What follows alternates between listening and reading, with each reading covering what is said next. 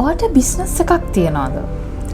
Business එක expand කරන්න, අලුත් මැෂින්ස් ගන්න, බ්‍රාන්ච් එකක් ඕපන් කරන්න, ස්ටොක් වැඩි කරන්න, එහෙම නැත්නම් වර්කින් කැපිටල් එකට ලෝන් එකක් ගන්න හිතාගෙන ඉන්නවද? එහෙනම් මේ ප්‍රශ්නය ඔබට අනිවාර්යයෙන්ම දැනගන්න ඕනේ.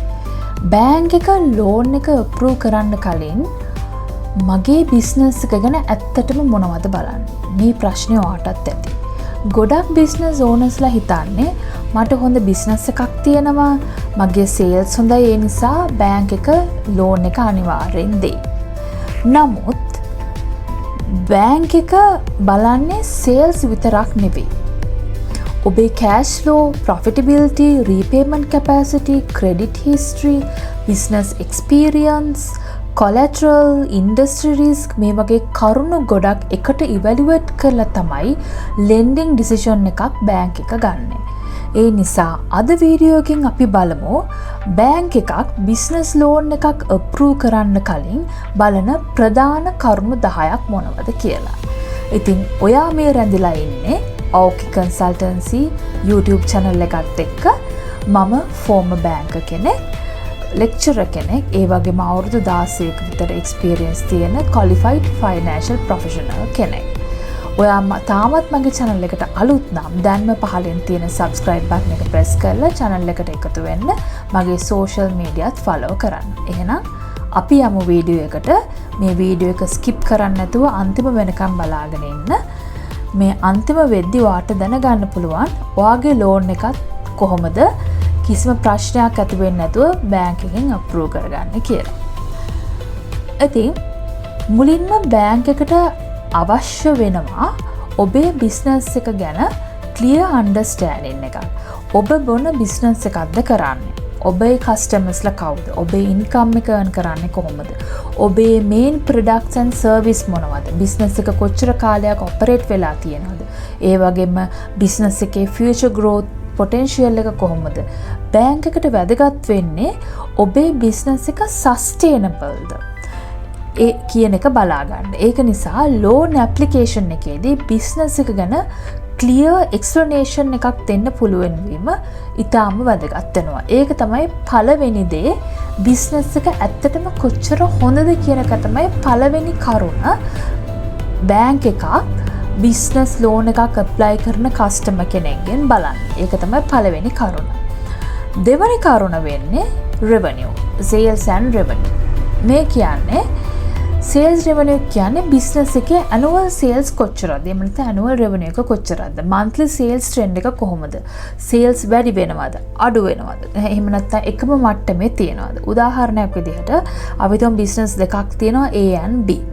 A එකේ ඇනුවල් සේල්ස් එක තියෙන්නේ රුපියල් මිලියන 50යි, B එකේ ඇනුවල් සේල්ස් එක තියෙන්නේ රුපියල් මිලියන 30යි. සරල බැලුවොත් එහෙම ඒ බිස්නස් එක හොඳයි වගේ පේනවා. නමුත් බැංක් එකට සේල්ස් විතරක් ප්‍රමාණවත් වෙන්නේ නැහැ. මොකද මිලියන 50 සේල්ස් තිබුණත් කෑෂ් ෆ්ලෝ එක දුර්වල තත්ත්වයේ තියෙනවා නම් ලෝන් එක රීපේ කරන්න අමාරු වෙන්න පුළුවන්. ඒ නිසා බැංක් එක සේල්ස් එකේ ක්වොලිටි එක හා කන්සිස්ටන්සි එක දෙකම කම්පෙයාර් කරලා බලනවා. ඉතින් ඒක තමයි සේල්ස් රෙවෙනියු එක දෙවෙනි කරුණ විදිහට බැංක් එක බලනවා. තුන්වෙනි එක තමයි ප්‍රොෆිටබිලිටි එක. කියන්නේ බිස්නස් එක ලාභ ලබනවාද කියන එක බැංක් එක බලනවා. මේක ඉතාම වැදගත් කරුණක්. බැංක් එක බලනවා සේල්ස් වලින් පස්සේ බිස්නස් එකට ඇත්තටම කොච්චර ප්‍රොෆිට් එකක් earn කරනවද කියලා. ඒ කියන්නේ ඔබේ gross profit එක කොච්චරද? එහෙම නැත්නම් operating expenses කොච්චරද? net profit එක කොච්චරද? බිස්නස් එක consistency profitable වෙලා තියෙනවද? උදාහරණයක් විදිහට ඔයා මාසෙකට sales රුපියල් මිලියන 50ක් තිබුණත් rent, salaries, utilities, transport, interest, other expenses ඒ වගේ දේවල් ගෙවලා අන්තිමට ඉතුරු වෙන්නේ රුපියල් ලක්ෂ 2ක් විතරක් නම් බැංක් එකට ප්‍රශ්නයක් ඇති වෙනවා. මොකද ලෝන් ඉන්ස්ටෝල්මන්ට් එක ගෙවන්න ඒ ප්‍රමාණය මදි. ඒ කියන්නේ ප්‍රමාණය ප්‍රමාණවත් වෙන්නේ නැහැ. අන්න ඒ නිසා අනිවාර්යෙන්ම වැදගත් වෙනවා ලෝන් ඉන්ස්ටෝල්මන්ට් එක ගෙවන්න තරම් කෑෂ් සර්ප්ලස් එකක් තියනවාද කියන එක ඉතාම වැදගත් වෙනවා. මේක තමයි තුන්වෙනි කරුණ. හතරවෙනි කරුණ බැංක් එක බලන කෑෂ් ෆ්ලෝ. මේක බැංක් එකට ඉතාමත් වැදගත් දෙයක්. ඒ කියන්නේ බැංක් ලෝන් එකක් ඉවැලුවේට් කරනකොට කෑෂ් ෆ්ලෝ එක කියන්නේ ඉතාම වැදගත් ෆැක්ටර් එකක්. මතක තියාගන්න ප්‍රොෆිට් එක තිබුණාට කෑෂ් ෆ්ලෝ එකක් බිස්නස් එක නැත්නම් ඔයාට ලෝන් එකක් ග්‍රාන්ට් වෙන්න තියෙන පොසිබිලිටි එක හරිම අඩුයි. ඒ කියන්නේ ඔයාට ලෝන් එකක් රීපේ කරන්න තියෙන කැපැසිටි එක ඔයාගේ බිස්නස් එකට නැහැ. උදාහරණයක් විදිහට ගන්න ඔබ කස්ටමර් කෙනෙකුට රුපියල් මිලියන 10කට බඩු විකුණනවා. නමුත් accounting records වල මේ සේල් එකක් විදිහට රෙකෝඩ් කරනවා. නමුත් මේ කස්ටමර් පේමන්ට් එක දෙන්න දවස් 90කින් නම් අද ඔබේ බෑන්ක් account එකට රුපියල් මිලියන 10ක් එන්නේ නැහැ. ඒ කියන්නේ දවස් 90කින්. නමුත් ඒ දවස් 90 ඇතුළතදී ඔබට ඔබේ සප්ලයර්ස්ට පේමන්ට් කරන්න තියෙනවා. සැලරිස් ගෙවන්න තියෙනවා, රෙන්ට්ස් ගෙවන්න තියෙනවා, ලෝන් ඉන්ස්ටෝල්මන්ට් එක ගෙවන්න තියෙනවා. ඒ නිසා බෑන්ක් එක බලනවා බිස්නස් එක ජෙනරේට් කරන කෑෂ් ෆ්ලෝ එක ලෝන් රීපේමන්ට් එකට සපෝට් කරන්න ප්‍රමාණවත්ද කියලා. ඉතින් මේක තමයි ප්‍රොෆිට් එකක් පෙන්නුවට හැම වෙලෙම ප්‍රොෆිට් එකයි කෑෂ් ෆ්ලෝ එකයි එකම වෙන්නේ නැහැ. ප්‍රොෆිට් එකක් පෙන්නුවට කෑෂ් ෆ්ලෝ එක හොඳ තත්ත්වයක තියෙන්නේ නැති වෙන්න පුළුවන්. ප්‍රොෆිටබිලිටි එකයි කෑෂ් ෆ්ලෝ එකයි එක සමාන වෙන්නේ නැහැ. ප්‍රොෆිටබිලිටි එකක් තිබුණා වුණත් කෑෂ් ෆ්ලෝ එක හරිය නැති ඉන්ස්ටන්සස් ගොඩක් තියෙන්න පුළුවන් බිස්නස් එක. ඒක නිසා අනිවාර්යයෙන්ම ප්‍රොෆිටබිලිටි එක වගේම කෑෂ් ෆ්ලෝ එකත් බිස්නස් එකේ හොඳ තත්ත්වයක තියෙන්න ඕනේ ලෝන් එකක් අප්‍රූව් වෙන්න නම්. ඊළඟ කරුණ තමයි existing loans and debts. ඔබ දැන්ටමත් loans අරගෙන තියෙනවද? credit cards තියෙනවද? leases තියෙනවද? overdrafts තියෙනවද? business එකට වෙනත් financial obligations තියෙනවද? bank එක මේ සියල්ල consider කරනවා. උදාහරණයක් විදිහට ඔබ දැන්ටමත් monthly loan repayment එකක් කරනවා නම් ලක්ෂ 5ක් කියලා හිතමු. ඔබ දැන් තවත් loan එකක් ඉල්ලනවා. bank එක බලන්නේ අලුත් ලෝන් එකේ ඉන්ස්ටෝල්මන්ට් එකත් එක්ක බිස්නස් එකට මේ සියලු ඔබ්ලිගේෂන්ස් කම්ෆර්ටබලි රීපේ කරන්න පුළුවන්ද කියන එක. ඒ නිසා එක්සිස්ටිං ඩෙප් ලෙවල් එක ඊටාම වැදගත්. ඒක තමයි පස්වෙනි කරුණ. හයවෙනි කරුණ තමයි ක්‍රෙඩිට් හිස්ටරි එක. ඒ කියන්නේ දැන් අපි එන්නේ තවත් වැදගත් කාරණාවකට. ඔබේ ක්‍රෙඩිට් හිස්ටරි එක. අතීතයේ ඔබ ලෝන්ස් අරන් තියනවද? ඉන්ස්ටෝල්මන්ට්ස් ඒවා වෙලාවට ගෙවලා තියනවද? ලෝන් රීපේමන්ට්ස් තිබුණාට ඒවා ඩිෆෝල්ට් වෙලා තියෙනවද? existing facilities properly maintain කරලා තියෙනවද? බැංක් එකට ඔබේ past repayment behavior එකෙන් ඔබේ future loans ගෙවන pattern එක ගැන idea එකක් ගන්න පුළුවන්. ඒ හින්දා අද ලෝන් එක ගෙවනවා වෙන්න පුළුවන් කියන එක විතරක් නෙවෙයි. ඔබ අතීතයේ කොහොමද financial commitment responsibly handle කරලා තියෙනවද කියන එකත් ඉතාම වැදගත් වෙනවා. ඒක තමයි credit history කියන එකෙන් අදහස් වෙන්නේ. ඊළඟට 7 වෙනි කරුණ තමයි business owner සහ management experience. ඒ තමයි බැංක් එක business එක විතරක් evaluate කරන්නේ නැහැ. business එක run කරන පුද්ගලයාගේ management team එකත් evaluate කරනවා. ඒ කියන්නේ යාගේ experience එක business run කරන කෙනාගේ management team එකේ experience එකත් evaluate කරනවා. ඔබ මේ industry එකේ කොච්චර කාලයක් ඉඳලා තියෙනවද? ඔබට relevant experience තියෙනවද? ඔබට relevant qualifications තියෙනවද? business එකේ financial management එක කොහොමද?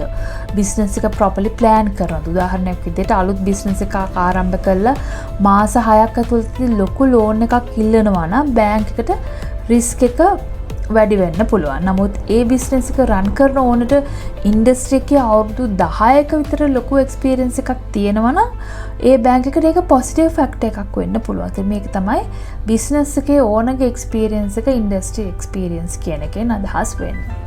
ඊළඟ එක තමයි collateral එක. එහෙම නැත්නම් අපි කියනවා security එක. ඒ කියන්නේ සමහර loan facilities සඳහා බැංක් එක security එකක් එල්ලන්න පුළුවන්. බොහෝ business loans සඳහා අනිවාර්යයෙන්ම බැංක් එක security එකක් ඉල්ලනවා. ඒක property එකක් වෙන්න පුළුවන්, vehicle එකක් වෙන්න පුළුවන්, fixed deposit එකක් වෙන්න පුළුවන්, හෝ වෙනත් acceptable security එකක් වෙන්න පුළුවන්. නමුත් මෙතන වැදගත් දෙයක් තියෙනවා. collateral එකක් තියෙනවා කියලා විතරක් loan එක approve වෙනවා කියලා හිතන්න එපා. බැංක් එකට repayment capacity එකක් වැදගත් වෙනවා. සරලවම කිව්වොත් ඔබට loan එක ගෙවන්න පුළුවන්ද කියන එක primary consideration එකක්. primarily consider කරලා බලනවා. collateral එකෙන් risk mitigation strategy එකක් විදිහට consider කරන්න පුළුවන්. නමුත් ඒක විතරක් තිබ්බ කියලා loan එකක් දෙන්නේ නැහැ. ඒක risk mitigation strategy එකක් විදිහට use කරනවා. collateral කියන එකත් important. ඊළඟ එක තමයි 9 වෙනි ෆැක්ටර් එක industry risk. එහෙම නැත්නම් market conditions. බැංක් එක බිස්නස් එක ඔපරේට් කරන ඉන්ඩස්ට්‍රි එක බලනවා. ඔබ ඉන්ඩස්ට්‍රි එකේ growing industry එකක්ද, competition එක කොච්චරක්ද, raw materials prices වෙනස් වෙනවද, demand එක stableද, එහෙම නැත්නම් regulations වෙනස් වෙනවද, market එකේ volatility එක කොහොමද. උදාහරණයක් විදිහට tourism related business එකක් නම් manufacturing business එකක්, retail business එකක්, construction business වගේ sectors වල risk එක එකිනෙකට වෙනස්. ඒ නිසා බැංක් එක ඉවලුවේට් කරන්න ඔබේ බිස්නස් එක විතරක් නෙමෙයි, ඔබේ බිස්නස් එක ඔපරේට් කරන මාකට් එකත් නැත්නම් මාකට් එන්වයරන්මන්ට් එකත් ඉවලුවේට් කරනවා.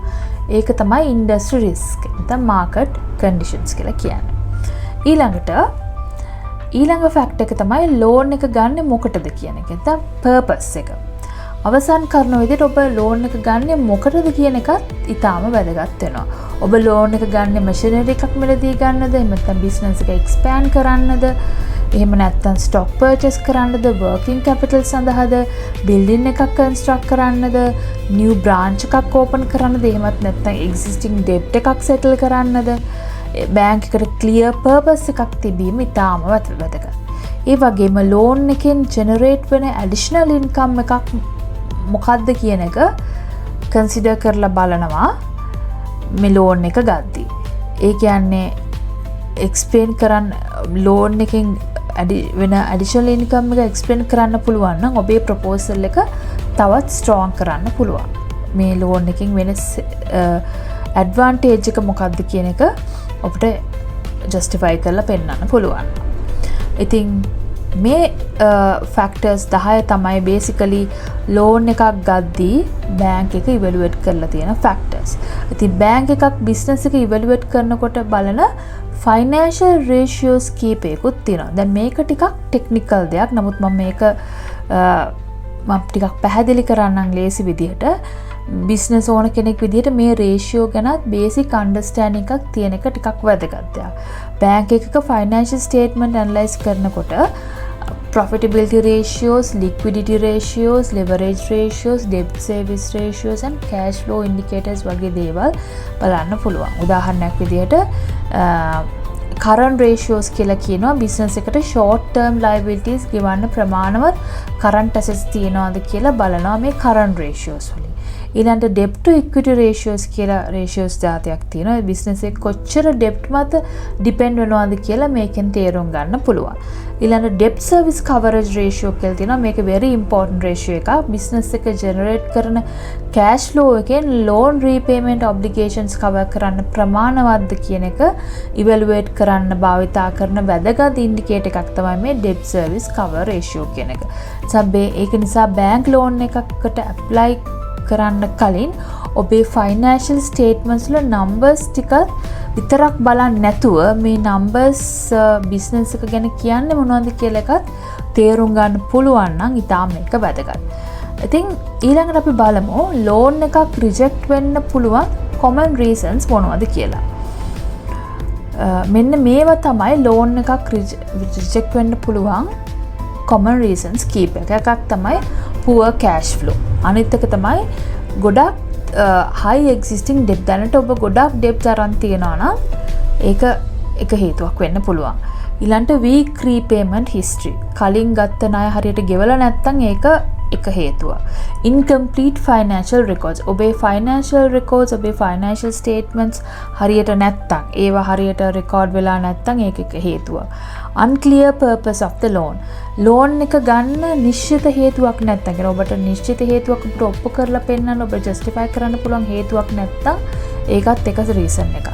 unrealistic business projections. ඔබ business proposal එකක් හදද්දී මේ වගේ loan එකක් ගද්දී අනිවාර්යයෙන්ම වැදගත් දෙයක් තමයි business proposal එකක් හදන එක. නැත්නම් project proposal එකක් හදන්නේ.